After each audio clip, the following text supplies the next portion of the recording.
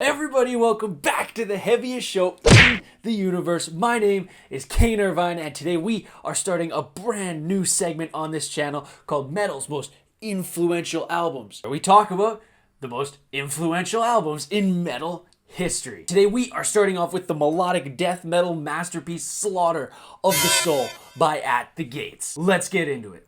Or should I say, go!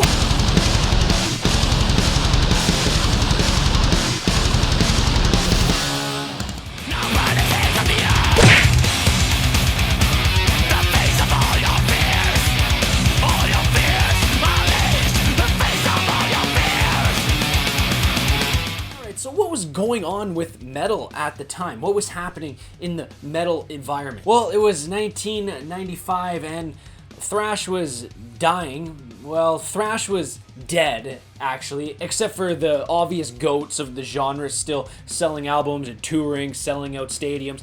But other than that, there really wasn't like an underground for thrash metal at the time. It was just dying. You had nu metal on the horizon, which, I mean, it's alright at times. It's alright at times. It really gets you moving sometimes, but it's really, we're all glad it's gone. It's not the best. It's not the best. It's not thrash, and it's definitely not death metal. And speaking of death metal was really moving towards a more technical side in these mid-90s to late 90s. It was embracing different types of music. It was including jazz and blues a lot more than other genres of metal, which is maybe why thrash started to die out, because it wasn't really incorporating anything else except for but other than that, like standard death metal, not tech death or prog death, it was getting a little bland, like we'd heard it before, and no one was really adding anything new to the genre other than a few bangers by Morbid Angel and Deicide. But lo and behold, there were three classic Swedish albums that dropped, changing death metal forever. And those were The Jester's Race by In Flames,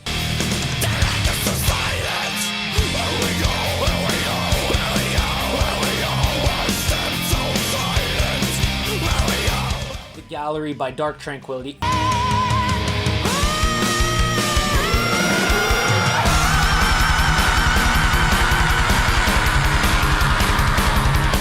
and of course Slaughter of the Soul by At the Gates. These three albums, along with Carcass's Heartwork a couple years earlier, really defined what would become melodic death metal, or the Gothenburg scene of death metal, because all these bands were from Gothenburg in Sweden, except for Carcass.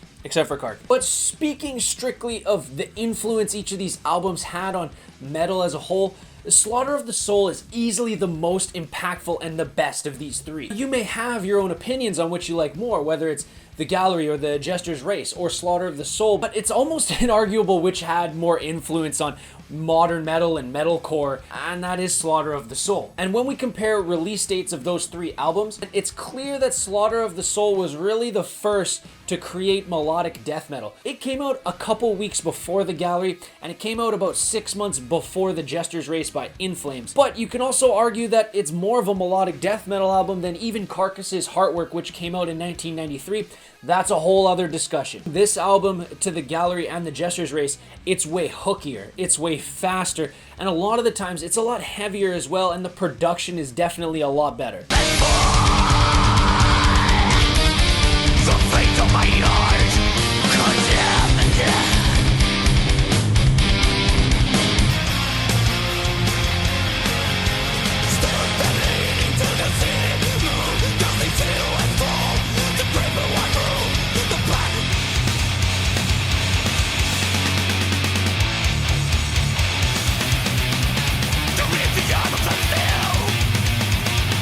And it's no question why this album has gone down in history as the most influential of those three albums. And that's not to crap on The Jester's Race or The Gallery. Those are both solid, fantastic albums, but they didn't really take it to the next level like Slaughter of the Soul did. When we talk about metal in the future, there's no way either of those albums really even touches Slaughter of the Soul when it comes to modern influence. I mean, just take the tuning of their guitars, for example. It's all tuned to B. And death metal at the time was often keeping a standard tuning or going into a D tuning. There was no B tuning to be found really in death metal. This was the first time. Of course, There's no genre of metal that likes to tune lower than D more than metalcore. Every single metalcore band basically either tunes to B or even further down to C or C sharp. It all came from here. You could bob your head to these rhythms. You could groove to these rhythms. Like I said before, it was more melodic, hence the name. Of course, the high shrieked vocals that were kind of rough and growly as well were completely innovative at the time. This would really impact a lot of modern metalcore in the early 2000s. Like for instance, Matt Heafy of Trivium, which is basically the biggest metalcore band of all time, said that they wouldn't exist without Slaughter of the Soul. That's how impactful this album was. I've often heard that early 2000s metalcore scene be called like At the Gates core, and that's a fair description of the name. Like, listen to bands like KILLSWITCH ENGAGE and Trivium and the Black Dahlia Murder, and you can hear Slaughter of the Soul all throughout their sound. It's really amazing and so cool to hear. Slaughter of the Soul really inspired those metalcore bands to take the ferociousness of hardcore and thrash and mix it with the melodic sections, the hookier rhythms that bands like At the Gates and In Flames were making at the time to create first wave of new American heavy metal with KILLSWITCH ENGAGE and Trivium. And even a band like Slipknot to an extent. Imagine what metal would be like if this album had never came out. It's mind-blowing to think of. Setting the blueprint for modern metal from the late 90s, early 2000s, all the way to the mid 2010s is high praise that I've only ever given to one other band, being Pantera. But At the Gates is just as responsible, if not more responsible, than Pantera is. There's no denying the impact that Slaughter of the Soul had on today's metal scene. From the melodic hooky rhythms and riffs that they put out on each song to the absolute ferociousness of that nasty snare drum in the background that kind of sounds like shit when you leave it on your own, but when put with everything else, it's banging. That set the blueprint for almost everything that we hear today. Thank you so much for watching this first installment of metal's most influential albums. I hope you enjoyed it and I hope you learned something. Is there an influential album that you want me to cover? Leave it in the comments down below and I'll put it on the list. If you like this video, don't forget to go down below, boom, one of these bad boys, smash that subscribe button, hit that notification bell so you never miss an episode, and I will see you next time on the heaviest show in the universe. Long live metal.